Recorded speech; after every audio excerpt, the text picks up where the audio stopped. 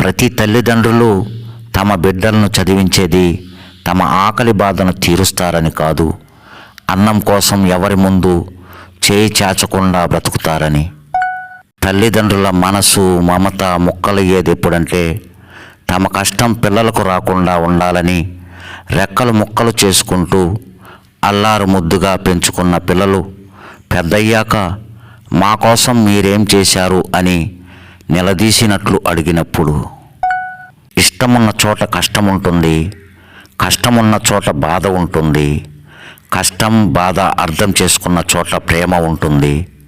వీటన్నింటినీ అర్థం చేసుకునే మంచి మనసుంటే జీవితం అద్భుతంగా ఉంటుంది.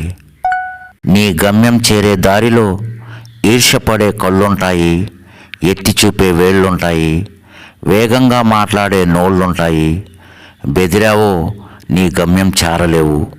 సాగిపో నిరంతరంగా. పరిస్థితులు ఎప్పుడూ స్థిరం కాదు, కష్టం ఎప్పుడు వృధా పోదు. గెలిచే వరకు తెలియదు కావలసిన వారు ఉన్నారని, డబ్బు సంపాదించే వరకు తెలియదు ప్రేమించే వాళ్ళు ఉన్నారని, పలుకుబడి వచ్చే వరకు తెలియదు పలకరించే వాళ్ళు ఉన్నారని, పైనున్న వాటిని పోగొట్టుకుంటే గాని తెలియదు ఎంతమంది మనకున్నారనేది. నాటిన మొక్క, పెంచుకున్న స్నేహం రెండూ అపురూపమైనవే. ఒకటి నీడనిచ్చి సేద తీరిస్తే మరొకటి తోడుగా ఉంటూ మనసును ఉత్సాహంగా ఉంచుతుంది. అందుకే నాటిన మొక్కని, పెంచుకున్న స్నేహాన్ని కాపాడుకోవాలి. ఈ ప్రపంచంలో మన చిరునవ్వుకి మించిన అందం లేదు, మన వినయానికి మించిన ఆభరణం లేదు, మన ఆత్మవిశ్వాసానికి మించిన వస్త్రాలంకరణ లేదు.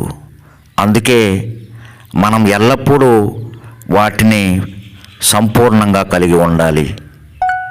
సంపాదించడం అంటే కేవలం డబ్బే కాదు, మనుషుల విలువలను కూడా సంపాదించాలి. కష్టాల్లో ఉన్నప్పుడు మనల్ని గట్టెక్కించే వారిని సంపాదించాలి. ఆపదలో ఉన్నప్పుడు ఆదుకునే వారిని సంపాదించాలి.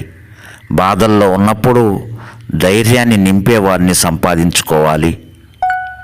నువ్వు ఎన్నిసార్లు మోసం చేసినా కనిపెట్టలేకపోతున్నారని ఆనందపడిపోకు. నిజానికి నువ్వు మోసం చేస్తున్నావని తెలిసినా ఎప్పటికైనా నీలో మార్పు రాకపోతుందా అని ఎదురు చూస్తున్నారు అంతే. విజయమే సర్వస్వం కాదు, పరాజయమే అంతం కాదు. ఏది ఏమైనా మన ప్రయత్నాన్ని కొనసాగించే ధైర్యమే జీవితం.